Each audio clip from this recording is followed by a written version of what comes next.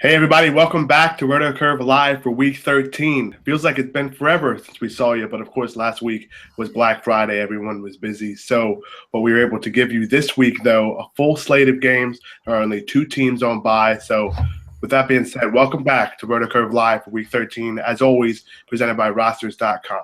If you have not tried out Rosters yet, I would definitely suggest trying so. And I know Jim can agree with all the great pricing they have over there. He has a piece up mentioned. But if you haven't tried yet, try promo code CURVE. You get an instant $20 on your initial deposit. I'm Josh Collacchi. As you can sound, I sound a little bit under the weather. Everybody on the East Coast is sick, as I'm sure Adam can attest, and Jim knows as well. So Adam Pfeifer, that's the guy in the hat, and the guy that has the greatest wardrobe I've ever seen. Jim McCormick is the other guy. So, guys, how we doing this week? Doing well, man. Doing well. It's incredible how far we've gotten in the NFL season. Slow it down. Yeah, it's been annoying. Literally so fast. It just feels like we did our first show yesterday, and it's already Week 13. NBA is in full swing almost a month in, so it's just crazy how time flies. Yeah, it's annoying too. Absolutely. Now, what we do here each and every week on RotoCurve Live is we talk about our favorite plays, how we're going to approach the given slate at each position. And, of course, at the end, we have our favorite bold calls, which is definitely something we're going to keep an eye on. So, with that being said, let's hop right into it. Quarterbacks for Week 13. Adam, what are you looking at? Yeah, so I think everybody's consensus top guy here is Drew Brees. I don't think we're breaking any ground here by saying that. He's just – I talked about it with Ricky on First and Goal the other day. Like, most quarterbacks in the NFL, their ceiling is like 303 on a good day, and that's kind of Brees' floor at home. I mean, he's gone for at least 280 yards and 3 touchdowns in 10 of his last 13 home games. They just mashed defenses at home. You saw what they did to the Rams last weekend. The average final score of games in New Orleans this year has been 34-30. So, like, you're almost guaranteed a shootout every time that the Saints are at home. And it's even better for the opposing quarterbacks, which I know Jim's going to talk about, because they just score as better than anybody at home. So, yeah, I mean, the Lions are one of the worst red zone defenses in the league. Brees leads the NFL in red zone touchdown passes. Only the Chiefs have a higher percentage of passing touchdowns allowed than the Lions this year at 81%. The Saints are fourth in the NFL in passing touchdown percentage at 75.6%. So, I mean, Brees at home against a bad secondary. I know the Lions' numbers have been good against the pass lately, but they played Bradford and Osweiler and Bortles, so I'm not really worried about that at all. So, yeah, if Brees doesn't get you 303 this week, I'd legitimately be shocked, and that's like kind of crazy to say. Yeah, mentioning Brees, on RotoCurve, we have a metric that is fantasy points per attempt. The guy is fourth with 0.6 fantasy points per attempt. Now, that's great anyway. Given the fact that he throws that many times, 456 attempts, which is 80 more than the leader in that category, Matt Ryan, who has 380. It's just an insane amount of volume, an insane efficiency.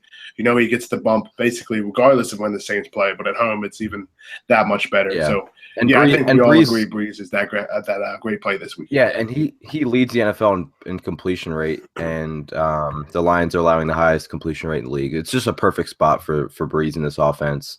And I just love targeting Saints games at home because they score so much and it just helps the other team out. Absolutely. Now, Jim, I know you're on Brees as well, but is there any other quarterbacks you're targeting this week? Yeah, I mean, Brees is just ridiculous, right? They're averaging 50.5% more points per drive at home than any other team in the league. So if you have a 50% advantage over league average, I mean, put it this way: just the only Brees point I'll make is they average 3.04 points per drive. That means every time they get the ball, it's equivalent of a field goal, net value. So that's incredible. Yeah, I mean, it's a week with a number of kind of point spreads hanging around the mid 40s and below. So this 53.5 just stands out. In terms of other quarterbacks that I like, I also like the other guy on the other side of the ball. In cash, Brees is too tough to fade. I agree with Adam, and then Ricky was saying that earlier this week. It's just mental note: don't fade Brees. But I don't like Stafford as much in cash, but in tournaments, I think differentiation will help, and also just the fact the Saints are comparably that bad on defense, right? I mean, they've been extremely generous themselves. They've allowed, the third most points per drive in the league. They have no pass rush themselves. Neither team has a pass rush. Detroit has the lowest pass rush in the league at 19.6%. I think the Saints are hovering around 22%, and they have to blitz a ton, the Saints. So I think this short passing offense, getting the ball out quick, is built for this. And that fast track is just so great. I mean, I know it's difficult to determine which skill player goes off outside of, say, Riddick, who we'll talk about, in the running back situation. But yeah, I mean, if you can figure out a stack with Stafford, again, we just want multiple paths into the Superdome this week. Yeah, absolutely. And it's funny that you guys mentioned Breeze and Stafford. I was working on some numbers last night, which will be up on RotoCurve for too long. I looked at some guys through 12 weeks that appear in the top 100 in value. And what that means basically is in the top 100 of value, which you can find always on our daily fantasy NFL value leaders, is the players that have the highest value per dollar rating, essentially each and every week. Drew Brees is in the top 100 of any player, not just quarterbacks, in 2/3 of his games this season, 66%, which is incredible. The crazy part is Matt Stafford has the same number.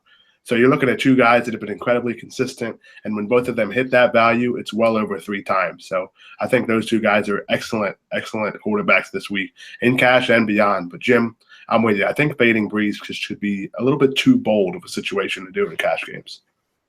Yeah, like Rich Rebar, in his Roto World column, like he had a crazy stat that I love for Stafford more so than the Saints, that the Saints are scoring a touchdown on 37.3% of their drives at home, the highest clip in the league. Like that to me is like why I want to play Stafford, especially because teams are averaging 37 attempts per game, pass attempts per game against the Saints. Jim alluded to the pass rush not being there. And I talked about the average score of games in the Superdome. So, I love Stafford this week. He's like Breeze is obviously the top guy, but Stafford is like right in that next tier for me. Yeah, no, the RC ratings agree with you guys. Breeze is number 1 and Stafford is number 3, both of them at 30 or higher, or Stafford's right at 29.8. But those ratings are very, very high for those of you that have followed. So let's move on to some middle tier quarterbacks here. Jim, let's start with you. I know there's a guy that you like, I like. We've talked about him for quite a while. He's kind of turning around. I'm glad to see that. Yeah, I mean, Colin Kaepernick. It's just the sheer volume of rushing attempts, designed runs. We talked early on in the season about how their propensity for zone read. We saw even Blaine Gabbert, have some success in the running game. He just had no ability to produce a passing floor. But we have that with Kaepernick. He's producing more passing volume than, say, Tyrod Taylor, who I love Taylor, but I'm saying this is a guy who it's really, you know what it is? It's more the fact that as opposed to, say, Buffalo's offense, San Francisco is such a play-driven, kind of drive-driven team. They don't consume the ball. They don't control drives the way the Buffalo can. So that plays into the upside because, excuse me, in like Chip Kelly's, play-centric, fantasy-friendly system, that's why Kaepernick's so great. Has 102 more yards than any other quarterback since week 6. Yeah, he's one of those guys that has the high floor, and honestly, his ceiling's been even higher of late. His price has not been fully appreciated, which is getting close to now, but it's still too low. I actually have him in one of my cash lineups right now, but we talked about earlier, going back and forth with Drew Brees, it's hard to fade him. But looking at Kaepernick's floor, it's kind of too hard right now to look away from that, but the big question will be between him and Brees for me. Adam, what about you? Do you have any other quarterbacks this week? Yeah, Jim talked about Tyrod, and Tyrod's playing this weekend, so you should probably play him, especially on DraftKings where his price never goes relatively high at all. And Mariota's on a bye, so there you go. You don't have to worry about which GOAT you want to play. But in all seriousness, like Tyrod's a really good play this week. I think when we talk about Tyrod Brees, we're talking about maybe just a cash game guy for a cheap guy because he gives you that floor. He has at least 30 rushing yards in 6 consecutive games. 16 DraftKings points in all but 2 games. But I think he kind of has some sneaky upside in this spot. I think the Raiders are going to score at home. The total's around 50 points for this game. Ronald Darby is dealing with a concussion. He might sit.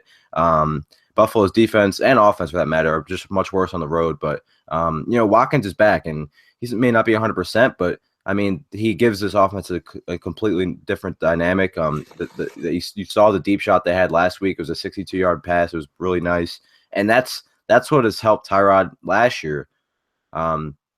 He's been good in fantasy this year, but now he all of a sudden has some sneaky upside because he led the NFL in percentage of passes going 20 yards or more. 18% of his passes last year with Watkins healthy went 20 yards or more down the field. So they're definitely going to take shots at Watkins. The Raiders are allowing the most yards per play at 6.2, the most yards per completion at 12.5.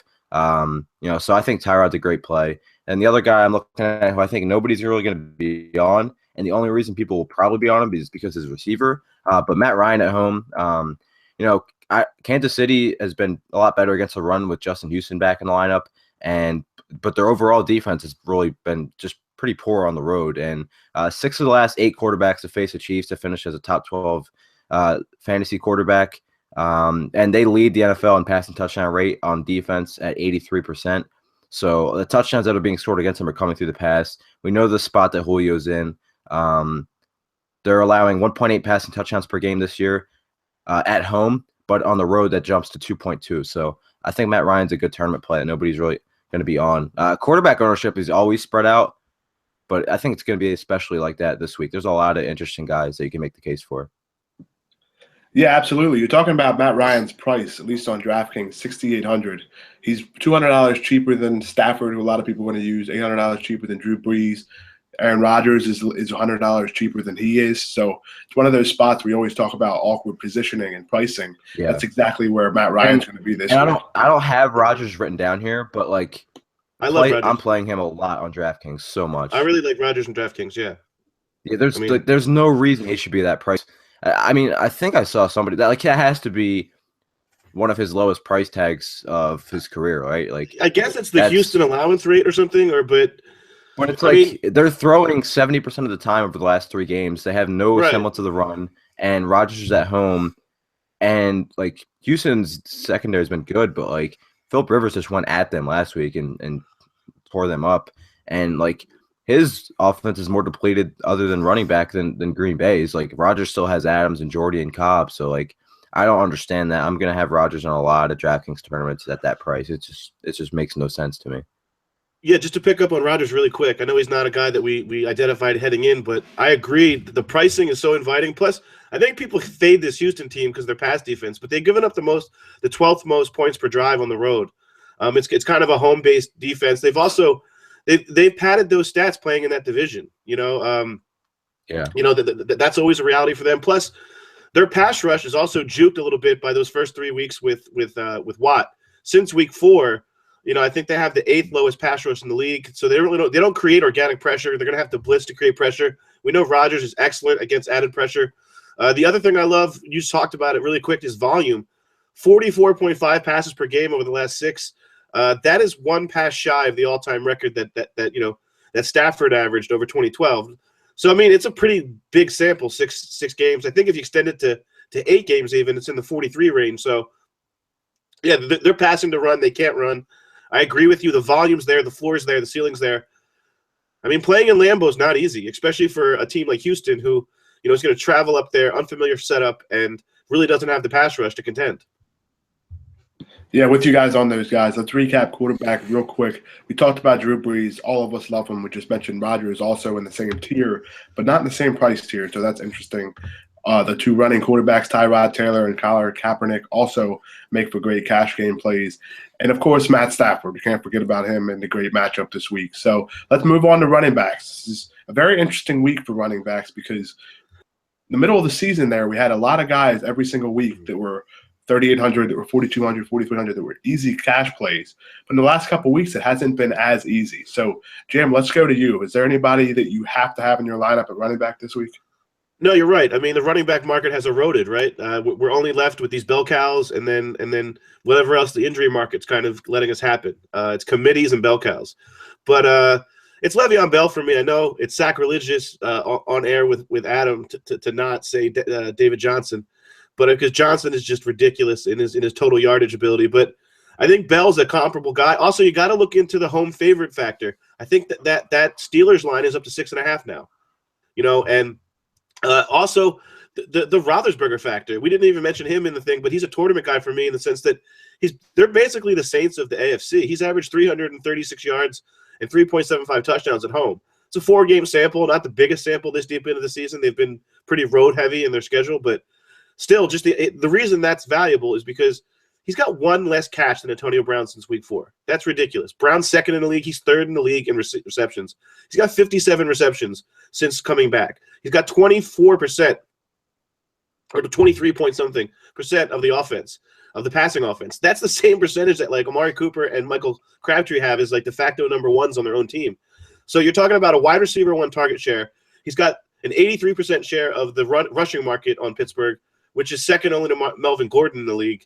So it just, you don't need too many promotion points. And I'm not really afraid of this Giants team. I know that their metrics stand up, but I know this team. I mean, I do respect their defensive line. I respect JPP. I just respect David Harrison in the run. He's really talented, but we know their linebackers are their thin point. So if he gets to the second level and it gets lined up with like Jonathan Casillas or any of these guys, he's going to be able to put them in space. And if he lines up in the slot, which he will, it's over. Exactly, and he's going to put their safeties. I mean, Landon Collins is a great story, and this talk about he's the playmaker, and I covered him back in high school. The guy's a freak, but he's not great in backpedaling coverage. He's not great on a guy like this. No one's great on Le'Veon Bell. He's ridiculous. So, yeah, that's all I got to say is that there's a high floor, a high ceiling, and I really think the differentiator for me is the little bit lower price on DraftKings and also just his ability, the correlation between running backs and home favorites.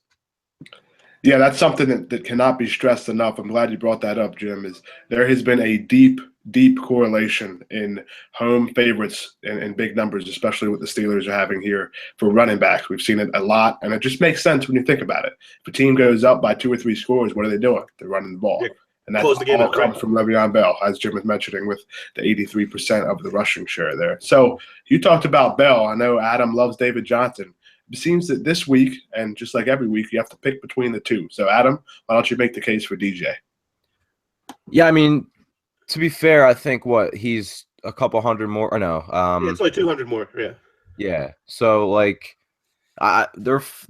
can't really say one's better than the other because they're both incredible at what they do. They both give you 100 scrimmage yards every week. I mean, David Johnson's similar. Yeah, they're very similar. Yeah, David Johnson's done it in 14 consecutive games dating back to last season. He has finished as a top 10 fantasy running back in 8 of his 11 games this season. He's just a lock every week. And right now, with the way the Cardinals offense is looking, John Brown's dealing with his, sickle cell. Michael Floyd has completely disappeared. So is J.J. Nelson. Fitzgerald's starting to wind down as the season goes on. Plus, he might see Norman in the slot. So, he is their offense right now. He has he's averaging 19 carries and 7.5 targets per game this season. 9 targets in 4 of his last 5. He's averaging nearly 75 receiving yards per game over his last 4. He's just such a lock. The Redskins have struggled against backs this season. 131 scrimmage yards per game. The 7th most fantasy points to running backs. They've allowed 14 total touchdowns to running backs this year. So, he's a lock and load for me. And, I like. What do you think about pairing them in a lineup? Do you think a lot of people are going to do that? I mean, it's going to be really difficult, spend down at receiver. You got to really pay down at receiver. But I think there are some the whole Saints game. Types.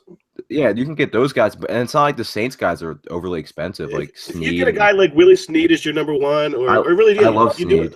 You do a trio and say it'd be a lot more helpful if J-Matt was looking better here, but. I agree with you. If you went, especially in cash, if you went with target hogs that are cheaper at receiver, and then obviously you just have to punt tight end. But I actually think there are a couple punt tight ends. So I always punt tight end anyway, and it's not like you have a ton of guys at the top because Reed and Gronk aren't going to play. It's a touchdown or bust position, so you're really just kind of guessing, and you're just going to take some metrics. But yeah, I agree. It would be incredible. You'd have an incredibly high floor. I'm a little bit more partial. To some of these also to these mid-level backs too. So I think I'm gonna in cash. I'm gonna. Oh yeah, that was strictly a tournament question. No. I agree. In tournaments, it would be intriguing to see if you can get those 30-point, even higher than that, those 35-point, 40-point ceilings out of these guys because they're ridiculous. Yeah. And one of these weeks, Bell and Johnson, both of them are going to have these multiple touchdown super games, and they do that, every 4 or 5 games, where it's just they're slate shifters. On DraftKings right now, I just brought that up just to see if you could pair them comfortably. I punted defense, punted tight end with some lower price guys, put in DJ and Le'Veon Bell.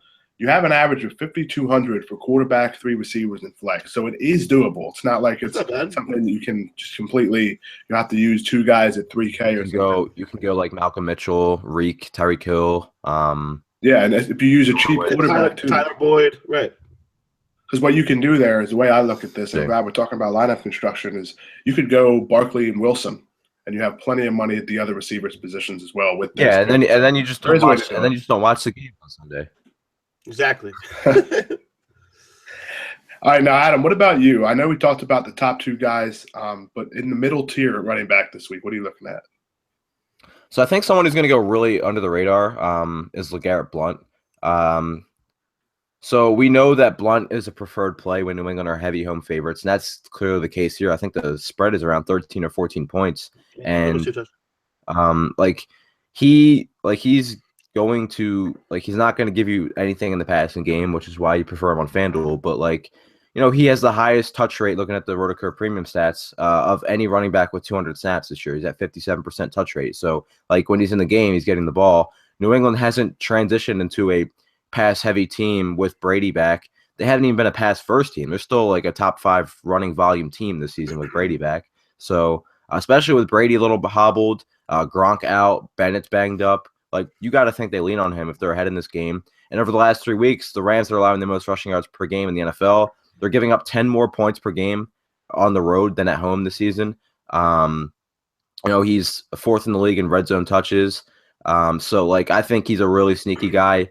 On FanDuel, I mean, you could play him on DraftKings. He's only 5,500. You just got to know you're not getting a lot of receptions, if any. But I think he's really sneaky because we've seen him have these games where, I mean, he leads the NFL in 4th quarter rushing yards. So we've seen these games where they just grind him out towards the end. And we know what Belichick does against rookie quarterbacks, and especially rookie quarterbacks with little to no weapons in the offense. So this could be a lot of opportunity for Blount and a lot of potentially some short yardage opportunity too. And I don't think anybody would be surprised if the guy who leads the NFL in rushing touchdowns has 2 more this week. Jen, what about you? I know there's another guy in the mid-tier that is a favorite of mine. I'm wondering if you like him too. Yeah, I mean, Theo Riddick, right? It's Riddick time. It's another way to get into that game. Say you're building with I mean, he's the kind of the perfect complement to DJ or Bell because he's got this high floor. We've also seen him flash this multi-touchdown, 25-point kind of fantasy ceiling. Yo, Jim, he's like baby Le'Veon. He is baby Bell. Well, I mean, he's 3rd in the league. He's 3rd only behind Johnson and Bell in targets per game, 6.7 targets per game. Over the last month, he's got a 17% share of their passing offense. And then it's almost like the rushing's gravy with him, right? And and they'd run these stretch runs for him. They get him in space. It's almost like, their play action is almost they're pretending to pass and then they're running, right? They're doing a lot of draws. I swear their favorite play when they get inside the 10 is a play action or where they line Riddick in the next to Stafford in the shotgun and then he just runs an out to the corner. Exactly. Because his footwork is ridiculous. He's so hard to cover. It's like when you play Madden and you want to cheat and you keep running a hurry up and you have that little dump off. And that's what it is. I mean, and here's the thing. The Saints have the worst DVOA in the league against receiving backs. They give up 43% more production to that position in the receiving game than the average NFL defense. They also have given up, the numbers, the raw yardage also stands up for that, of course. 52 yards per game. That's the 4th most receiving yards to backs in the league. And then you throw in the fact he's averaged 44 yards per game rushing. And you're talking about an 80 total yard kind of not floor but median projection type thing. I think his floor is lower than that, but there's just awesome upside. If he hits the end zone, he's going to really return value, and he's obviously can return value even without entering the end zone. So if you could do that with your number 2 back for sub 6K, especially on DraftKings with that PPR model rosters, he's also he's reasonable. It's just a situation where you get cost certainty and you get a cheap way to get into the Superdome. He's actually my favorite play on rosters of the whole slate. 8,100, Jim. Unbelievable. That's a $90,000 budget to put it in perspective. So the fact that he's 8,100, you got to consider that the big backs like even Gordon and these guys are 13 or in the high 12s, and then the Le'Veons and David Johnsons are in the 16K range. So you're talking about a 50% discount on the elites.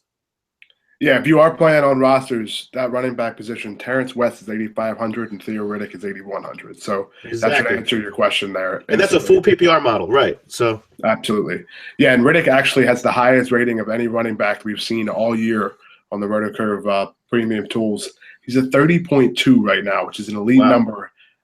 And that's just third behind the two guys we talked about, Le'Veon Bell and David Johnson. So that's definitely something to keep an eye on, all because of that matchup against the Saints. And honestly, the guy is very good with the ball in his hands too. So as Jim said, that's all we need.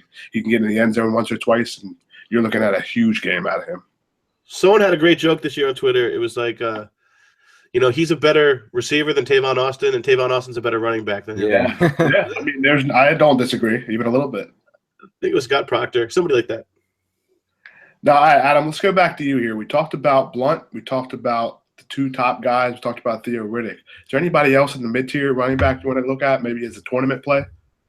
I mean, I'm hoping you got to think a big game is coming from Spencer Ware, right? I mean, he keeps getting these good matchups. He's quietly like one of the better all-purpose backs in the league. He's gone 70 scrimmage yards in I think all but one of the games this season, and that game was the one where he left early with a concussion. So, he almost had 100 total yards against Denver on Sunday night. He's just not getting in the box, and I think he will this week. I mean, Atlanta is so generous to running backs. They give up the most receptions and the most yards by a pretty large margin to running backs. 68% more receiving yards to backs than league average, which is ridiculous. Yeah, like their rookie linebackers are just terrible. So, I really like Spencer Ware because people are probably going to be off of him because he's been in spots where people play him, and like the Tampa spot where he had a good overall game, like he looked good, but then we got stuffed a couple times in the goal line.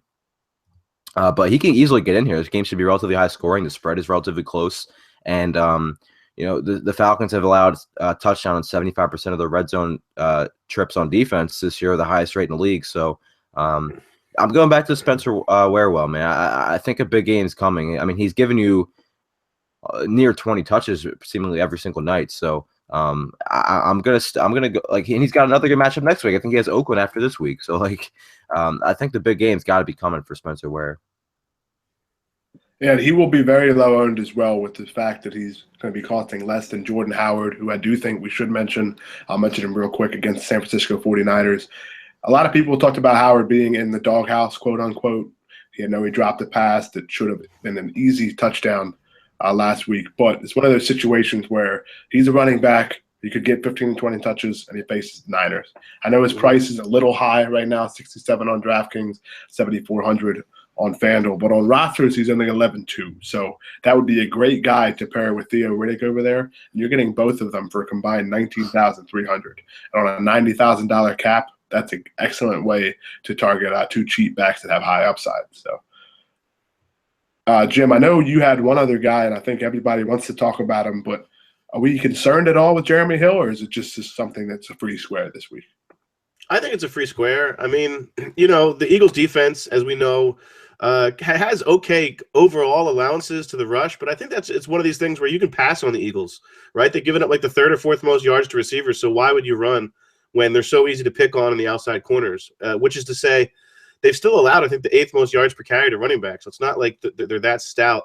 I know Benny Logan being back obviously helps their allowance rates, but to me, it's not even really about the rushing. It's about the total yardage, which was never a factor for Hill. I know obviously everybody knows last week Hill set career highs in targets, routes, and receptions. He was only 7 shy of his receiving yardage record, set all the way back in week 4 of his rookie year. So this is kind of just unique for him. He's consolidating. It's not the same thing, but it's similar to what Melvin Gordon experienced once Woodhead went down. And what I mean by that is that this fractured running game, this fractured backfield became consolidated because Rex Burkhead's not a threat. And if you add in, 25, 30 routes plus his 15 to 20 carries, it makes touchdowns gravy. When before touchdowns with Hill were all you banked on, he was a touchdown and bust guy. So it's kind of like if you added James White or whatever to LeGarrette Blount. Again, not the same offense, obviously not the same touchdown rate, but it's like a bootleg version of all that. And more importantly, the pricing is just so reasonable. I think, other than Riddick, And I actually wouldn't even mind if you want to go crazy big at receiver, or you were paying up for Breeze. I can see a backfield of Hill and Riddick even working, especially because this receiving floor is entirely new for him. And yeah, that's mostly it. It's just the fact that he's consolidated work. One more guy. I don't know if anybody else is going to mention him. I won't take too much time on him, but Kenneth Dixon's another guy I like. This Miami, both you guys like him. This Miami defense, once you get a second level against them, it's kind of like the Giants. Once you get past Sue, once you get past Cameron Wake and any of their edge setters, Jelani Jenkins and these guys, and even the safeties, now without Rashad Jones, you can get past these guys. And second level play for Dixon, who was one of the most elusive backs in college football last year, led college football in yards per route run among draft eligible backs. So it's just, if you just watch the tape, like the way that, even though they have the same amount of touches, the way that he receives the ball is like a receiver. I mean, he's in momentum. He does it in space in a way that looks like a guy who is really comfortable being not just a check down valve, but an actually designed route guy, like a wheel route type guy. So I just think Dixon, we've seen the slow progression. I think it's post-hype a little bit, right? Because right when he came back, everybody assumed, or a lot of redraft people assumed, he would take the job over, and there's kind of been that didn't happen, right? But now he has the opportunity. So long story short, I think Dixon is this guy, even cheaper than these other options. If you really want to pay down and you can make you afford Le'Veon Bell, it's a way to do that. Just by the way, just remembered that I was on camera, but I fist pumped because my man Tyrell Williams was on the field to start practice today, which is why I was fist pumping. Yeah. Jordan Reed's also just officially been ruled out. Not that anybody was surprised. Yeah, that's interesting. I mean, Tyrell Williams is interesting. He's intriguing. We can get to him in receivers. Yeah.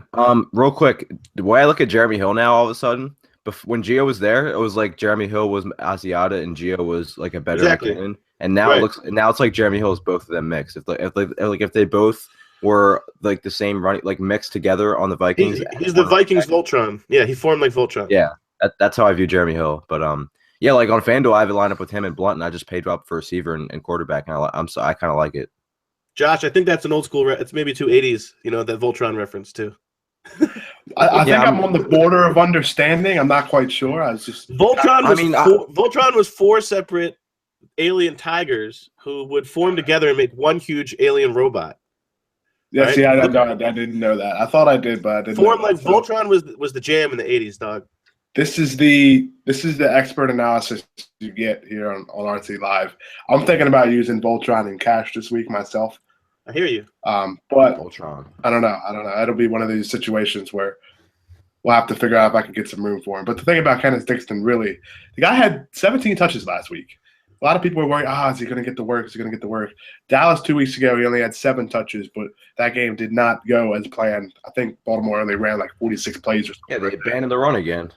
Idiots. So, yeah, Kenneth Dixon, 17 touches last week. 2 weeks ago in Cleveland, he had 11 touches on 7 targets. So he's a guy that's going to get the work sooner or later. He's by far the more talented back, I think we all agree there, than any other guys in that backfield.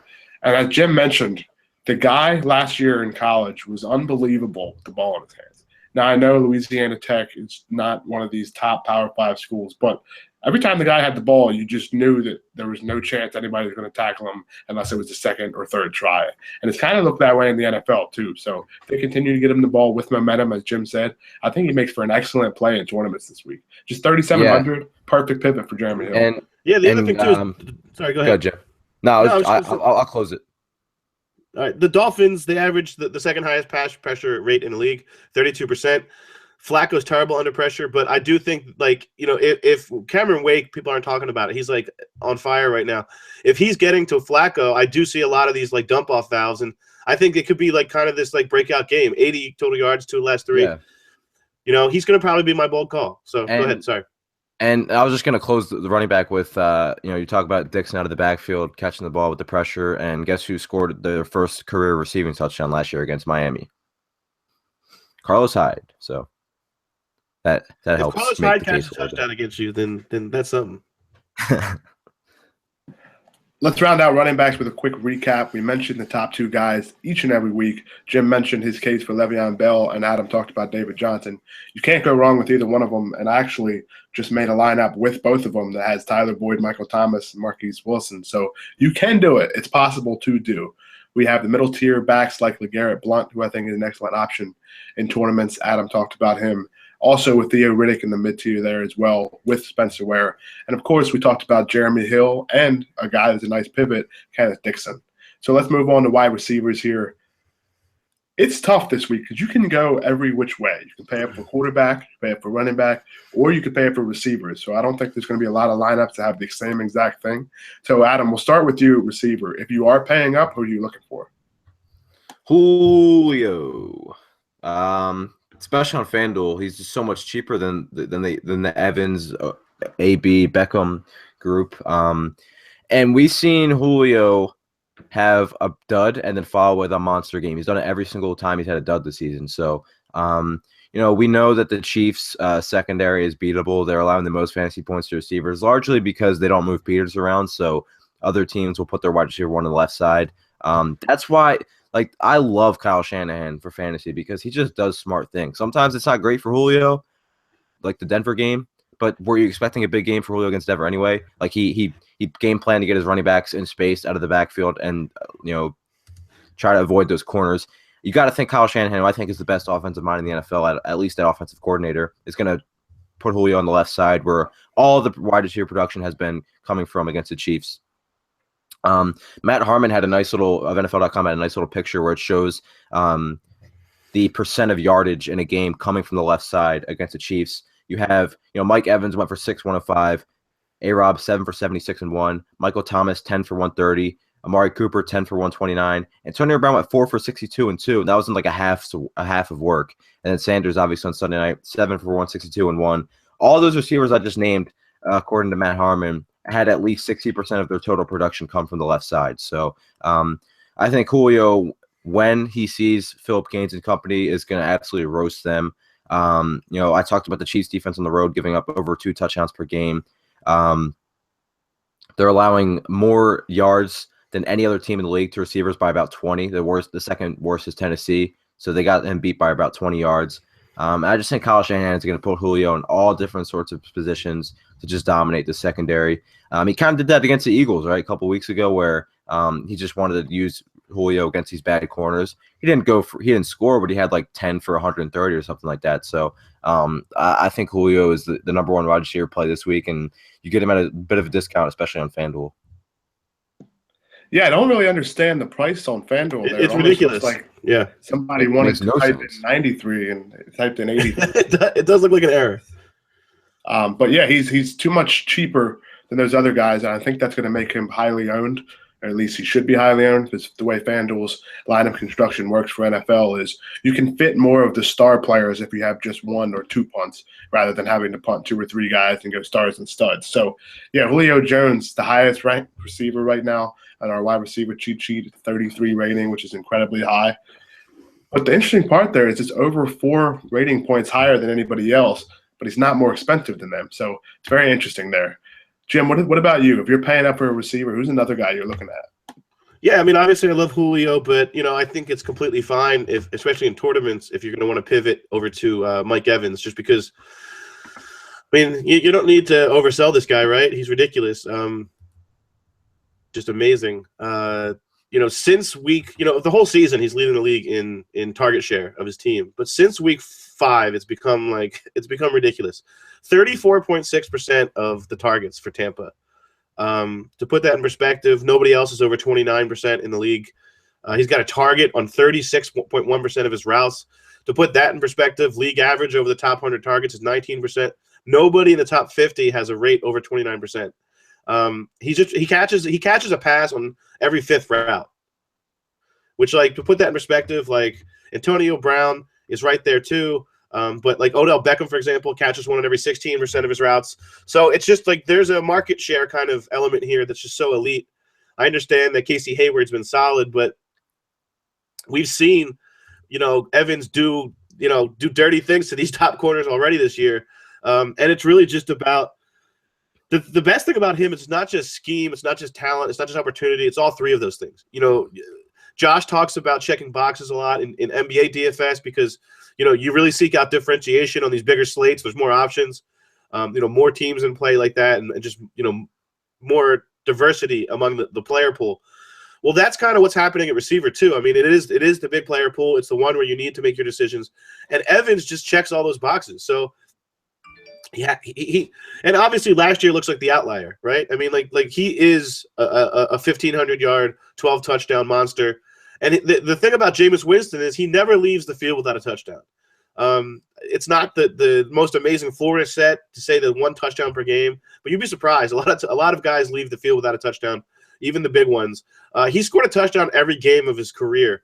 That's 27 games. That's the first player since 1933 to do that. That's a long time ago. So you're talking about just an incredible floor with this offense, because as much as people like Doug Martin this week, and I do understand him in tournaments, I just think anything that happens offense-wise, and this is kind of has mini shootout kind of potential. Dude, Doug Martin doesn't score touchdowns. Like, that's the thing. And really, I mean, why? And the problem is, if you're goal to go on the 8-yard line, I'm going to the pterodactyl. I'm going to the humongous guy with the ridiculous catch rate and wingspan. And yeah, I mean, he has everything you want. The prospect, people love him. He had a breakout age, age 19 and in college. Look, he made Johnny Manziel look awesome. And I know Manziel was awesome in college. I'm just making fun of him. But, my point is he's a beast, and there's really no reason to fade him other than the fact that Julio's so cheap. I think on DraftKings it's entirely reasonable to consider Evans the top guy. Yeah, talking about Evans, talked about the model of consistency and that market share of close to 35%. The reason it's not even higher, which is scary, is because the Bears literally put 2 guys on 5 no targets, matter what, right. the whole time. And they went ahead because Cutler turned the ball over. Like he still had 4 catches for 66 yards too. He's amazing. The guy is. He has double-digit targets in all but 2 games, and the lowest of those games has been 11 targets. Like he's had some 18, 17s, 15s. Like it's just I have it up right here. Since week 2, 18, 14, 11, 12, 13, 11, 17. And then the 5-target game where he literally had 11 players laying on him. Yeah. And then since then, in 2 weeks, he has 24 targets. He's caught 14 of them. So the targets are ridiculous. We talked about DeAndre Hopkins last year. Sounds like Shaq's rebounds back in the day. Sounds like the amount of shots Klay Thompson missed last night. It's ridiculous. Pretty much. So, yeah, it's one of those situations. I'm with you, Jim. I love Julio Jones, but Mike Evans is just so safe that I just think that if you have to choose between the 2 of them in cash games, I like Evans. We know about Julio's ceiling, but if I had to pick between the 2 in cash, especially. I mean, yeah, Julio has a couple. Julio has 3 or 4 games this year where he's been outside the top 50 or 60 receivers. So he has those disappearing acts just because Matt Ryan is so different to Winston, whereas he will not force the ball to Julio, where Jameis just plus the Atlanta backs. The Atlanta backs lead the league in total yardage. You know what I mean? And receiving yardage. I mean, it's just there was a large portion this year where if Winston was if Evans was covered, it's he doesn't care. It's not like Humphreys was getting open consistently. It's not like Quiz was getting open out of the backfield. Right. Yeah, so it's with Atlanta, somebody's always open. I mean, Sanu's a solid player. Gabriel's coming on. Their backs are incredible out of the backfield. So, that's to me the main difference. If Julio was in an offense where the quarterback would force feed him the ball, I mean, we talk about Julio last year. Yeah. Julio would also be scoring touchdowns, which is the only knock on him, really. Let's move on to mid-tier receiver. Adam, we'll go with you. I know you mentioned some top receivers talking about Julio and Evans, but is there anybody in the middle that you think you need to have? Yeah, real quick, this is just my full disclaimer. People are going to find a reason not to play Odell Beckham again, and you should probably play him because he gets you a lot of fantasy points. I love this guy in tournaments, Doug Baldwin and Russell Wilson, and that's Sunday Night Hammer. That game was just ridiculous. I think Pro Football Focus said that Wilson was pressured on 51% of his dropbacks. 51%. And as a result, Baldwin got eight targets and had 7 catches, but he had 34 yards, and his average depth of target was 1. It was 1 yard, his average depth of target in that game. So you couldn't expect a big game there. I mean, it was a great spot that let a lot of people down, so I like going back to them in tournaments. No team in the NFL is allowing more passing yards per game when on the road than the Carolina Panthers. They really only have one solid corner in James Bradbury, but we know Baldwin plays in the slot a ton. I really like these 2 in tournaments. Wilson's price is very affordable. Baldwin's is always affordable. They're allowing the 6th most fantasy points per game to receivers. So if that line, I know Carolina can get to the quarterback a little bit, but if they can just protect a little bit at home for Russell Wilson, Then I like Doug Baldwin a lot in tournaments. I think his ownership's going to be relatively low. Jim, what about you? Anybody in the mid-tier that kind of piques your interest a little bit? Yeah, I mean, I think I'll pivot a little bit over to back to this Saints game. I like both Snead and Cooks. I think recency bias is going to be a little bit overplayed because I think the recency bias is so obvious that I actually think the crowd might be back on Cooks this week. That could just be a guess. I don't know if we have any ownership yet from like Fantasy Aces or anything on Cooks, but the idea being with Cooks is essentially he's like a stud at home. 6 of his 7 touchdowns at home, 21 yards per catch at home. They move him around enough. Squeaky wheel kind of concept. They double teamed him last week. Like you talked about Chicago kind of, working to game Evans out of the game script. Well, that's what happened last week. I mean, they doubled, they doubled throughout the whole game on Cooks. And obviously it did not work. I mean, 49 points is your evidence for the Saints against the Rams. So, yeah, I mean, I think there's a big bounce back. He still has that tournament ceiling. I think you have to embrace the variance, like the Deshaun Jackson-esque kind of performance that he is. I mean, I think that's what's disappointing, especially in redraft. People drafted Cooks thinking here's the thing. Cooks might still – he was drafted probably 12th or 13th maybe among receivers. He still might actually end up as a 12th or 13th receiver in fantasy. It's just not going to happen on a weekly basis. It's Larry Fitzgerald is the guy who's going to be wide receiver 15 every week. This is the guy who can be wide receiver 3 and then wide receiver 43. And that's just the way it is with him. And I think embracing that is kind of part of your market strategy. But I like Willie Snead actually a little bit more because he's cheaper. Yeah. He's cheaper, and I think the floor is higher. Plus, he's got blonde hair, which is just so easy to see over the middle. But no, seriously, Breeze loves between the painted numbers. It's where he works awesomely, if that's a word.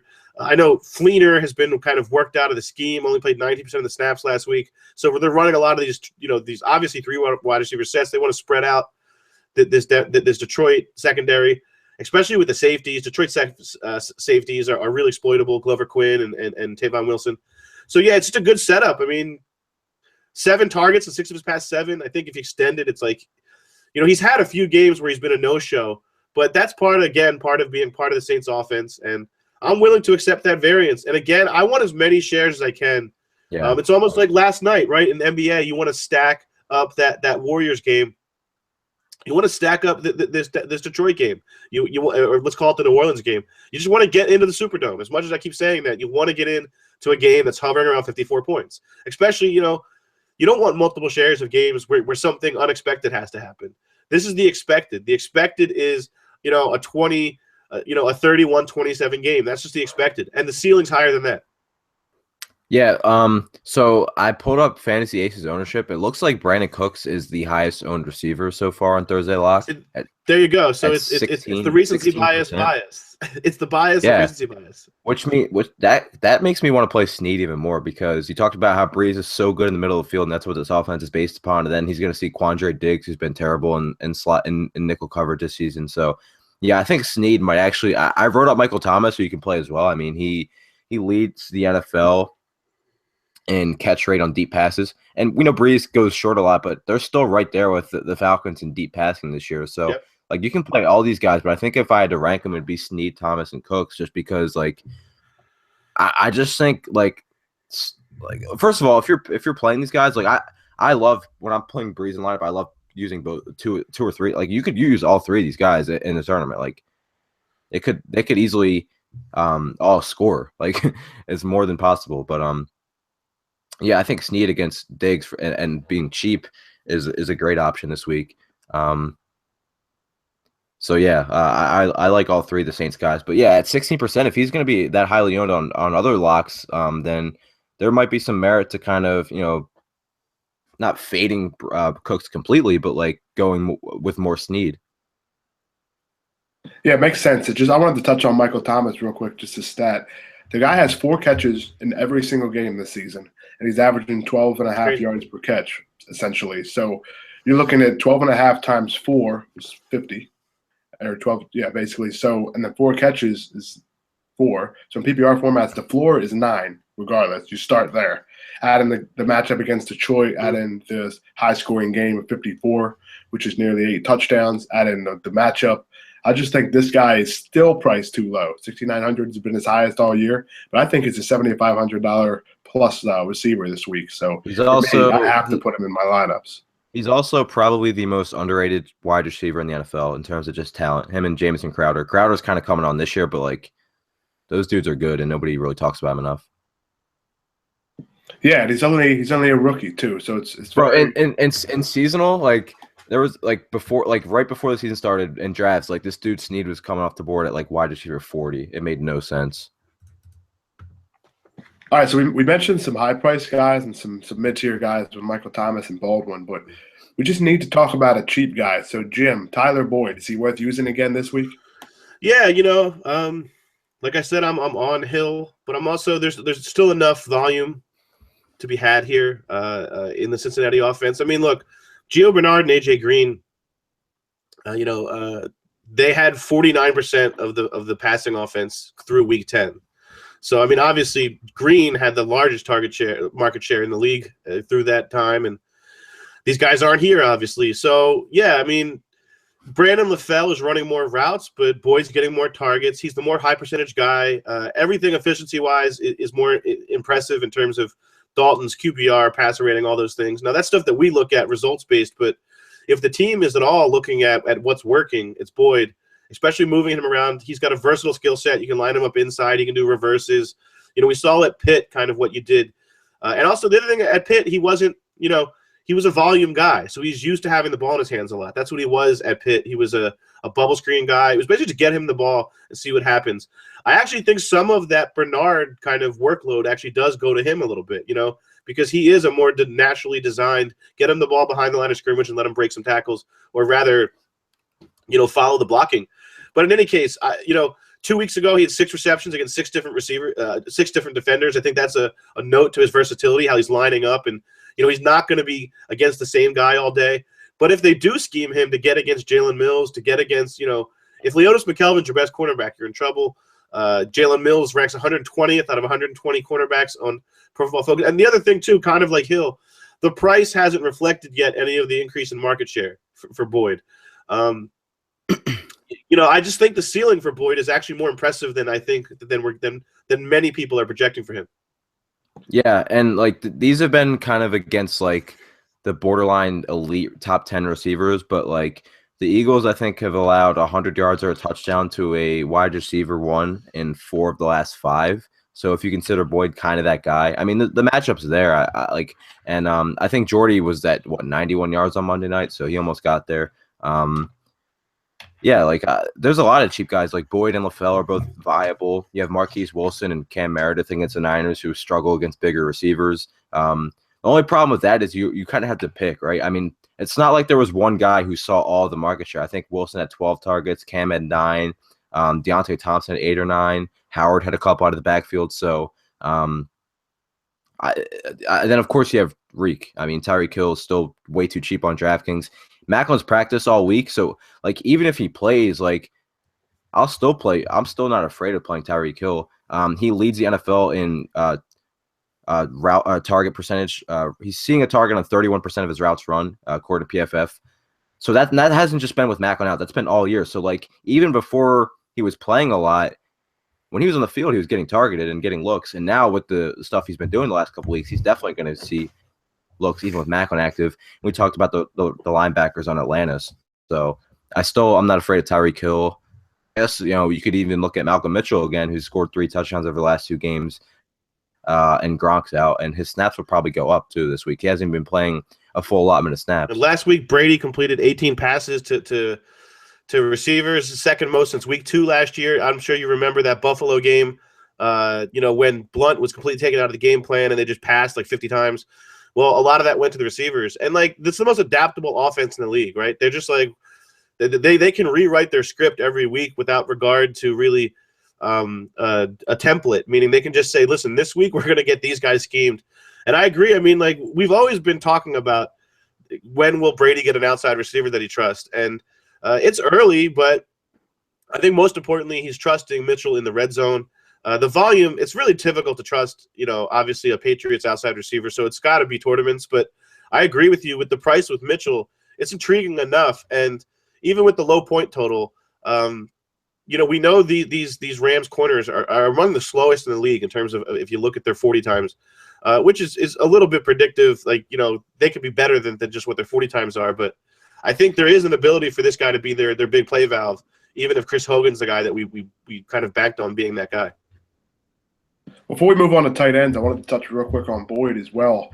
He's not a typical slot receiver. A lot of people will look at him, if you haven't watched him at Pittsburgh or so far this season, you think he's a little bit smaller. He's not. He's bigger than every corner the Eagles have. And if you count Leotis McKelvin as a big corner, he doesn't know how to cover anybody lately anyway, so that doesn't matter. The way I look at Boyd is he's very similar to Jordan Matthews in the sense that he's a bigger receiver that plays in the slot. He's not known for his separation ability, but right. He doesn't have to be a guy that gets that much separation with how big his body is against guys in the slot. Catch radius, right. He's a catch radius guy. Yeah, I look at him to be a guy that no matter what should, in a correct game flow, should get 10 or more targets with the situation with A.J. Green, Gio Bernard. So, yeah, I'm with you guys. His price is not high enough. So just to recap receivers real quick, we mentioned Julio, we mentioned Odell Evans as top-tier guys. Michael Thomas, Willie Snead from that game are excellent targets, as well as Brandon Cooks, who, as Adam mentioned, is very highly owned so far. He also talked about Doug Baldwin, Adam did, and we mentioned, of course, Tyler Boyd being an excellent play, especially in cash games being that cheap. So tight ends, guys, not much to talk about this week. Gronk's out, Jordan Reed's out. So I'm just going to ask each of you to pick one guy if you had to pick one tight end for this week. Jim, we'll start with you. I'm going to pay down. I mean, I like Tyler Eifert to an extent, but I also think, I can't be too into the Bengals when we have a point total that low. It's going to be, Vernon Davis. I know Arizona has given up 25 yards per game to tight ends. I understand all that. But no team in the league really uses their tight ends on seam routes and on deep routes the way that the Redskins do. I mean, talk about a guy who thrives between the painted numbers. This is why Crowder does so well. It's Kirk Cousins. Arizona's pass rush isn't very impressive. Outside of Chandler Jones, again, it's kind of a one-man pass rush. Calais Campbell's much more of an edge setter than he is, an edge rusher. In general, I just like the setup for Davis. More importantly, the price, the routes. He's got 50 yards in every game since week 6, outside of the blank that he gave us against the Packers. That was also a game with Reed dominating shares. That's a floor that not many full-time starters get, and he's 6th in fantasy points per game among tight ends since week 6. That includes that blank. He's got 17% of the Redskins receiving, market over that period. So, long story short, Reed's in a good position. Reed's in a bad position. Davis is in a good position, oldie but goodie. He's still a freak. I mean, you watch him, it makes you appreciate how good he is. I know he used to be kind of this guy. He was like this kind of bust a little bit earlier in his career, and then he broke out with that touchdown season, and then he was frustrating again in fantasy. Long story short, he's putting together an awesome career. I think we should appreciate how many years this guy's been doing this. Yeah, and to make things a little better, Tyrann Mathieu didn't practice today, and one of the Redskins Cardinals beat reporters said he's doubtful. He seems more doubtful to play, so that's huge. And this game, for a game where we don't really know where the scoring is going to come from outside of maybe David Johnson, this game still has a 49-point total. We'll see if it moves down with Reed being ruled out, but there should be point score in this game. So I'm not afraid of Jordan Reed. If I'm going down cheap as well with CJ Fedorowicz. I was at that Eagles-Packers game, and I know the Eagles didn't put up a great offensive performance, but dudes were just all open all day against the Packers, especially in the middle of the field. I think Dorial Green-Beckham just dominated the middle of the field in the first drive at 3 for 40 on the opening drive. And this is something different with the Texans at tight end. Last year, the position was accounting for about 12% of the team targets. That's it. This year, they're at around 28%. Fedorowicz has seen at least 5 targets in all but 2 games this season, 8 games in a row with at least 5 targets. Green Bay gives up a bunch of chunk plays, like I said, especially in the middle of the field. They're also bad in the slot. So I like Fedorowicz from going cheap. And if I was going to the higher end, I would go Jimmy Graham or Travis Kelce. I'm going to be a little bit different here. I'm going to actually go with my man Vance McDonald. I was a huge fan of this guy coming out of college just because he was an athletic tight end. It's really all you really need to know about it. He sounds like he runs a frat too, Vance McDonald. No doubt. There's no doubt he rushed in college. But, yeah, looking back since week 7, essentially, since this offense has kind of taken a turn for how it's headed for the rest of the season, 6, 6, 6, 6, and 8 Those are the target numbers for Vance McDonald, and his price still remains below 3,000. He has at least 3 catches in each of his last 4 games. I know these aren't huge numbers, but the guy's only 2,900, and he plays tight end. So the lowest point total he's had in the last 4 weeks against Arizona, 9 PPR points, and we just talked about how good Arizona has been against tight ends. So for me, against Chicago, I'm looking for Kaepernick to throw Vance McDonald's way. And I love that stack because combined for the two of them, only $9,000. Let's go to the bold calls. I'll start it off because it kind of connects that. I think Colin Kaepernick is QB1 this week, believe it or not. So, guys, we'll go with you first, Adam. So 2 weeks in a row? He was QB1 last week, right? Yeah. Yeah, it would be 2 weeks in a row. So that's the bold call. What about you?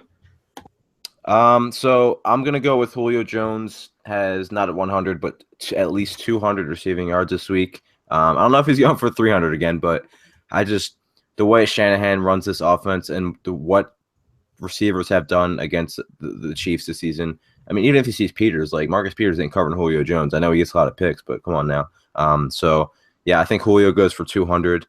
And if we're doing a bad call, I'm gonna go bold and say I'm not saying he's a bad play. He's a great play. I just have one of those feelings. Jordan Howard outside the top 10 at running back this week. Jim, what about you? You have a bold call for us? Yeah, I'm going to say that Kenneth Dixon, this is the week he finally takes over, where, it's not – even if it's a share, which it will be, I think he tops 20 touches for the first time in his career, and I think we're talking about 120 total yards and a touchdown. And I don't – obviously we look for each year for there to be a repeat. There's no David Johnson this year in terms of a guy who's going to end the season just like an absolute spaz.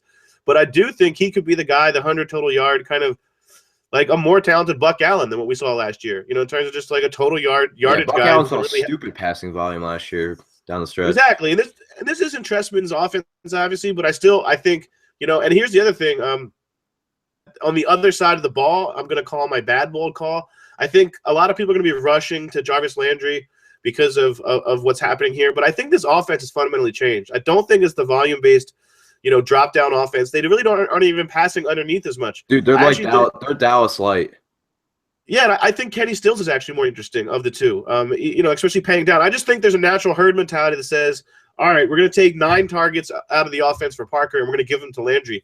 I don't think that happens. I think Landry he might go, here's the thing. Landry was on pace for 1,208 in the first 4 games. Since then, he's on pace for like 800, 8 and 4, which is completely pedestrian, borderline wide receiver 3 stuff. That's like Brandon LaFell numbers. So I'm just not that impressed with the role. I like the player to an extent, but there have always been questions about Landry, basically that he was volume supported. When the volume's gone and that low point total, I just don't love it for a receiver who's based on volume. Yeah, it's not like he's going to catch – if he has 5 targets, it's not like he's going to get you a touchdown on 5 targets. So my bold call is that he's outside the top 30. And he's priced in the top 30, obviously. And I think a lot of people are expecting him to resume that wide receiver 2 or even wide receiver PPR floor of a borderline 1. I don't think that happens this week.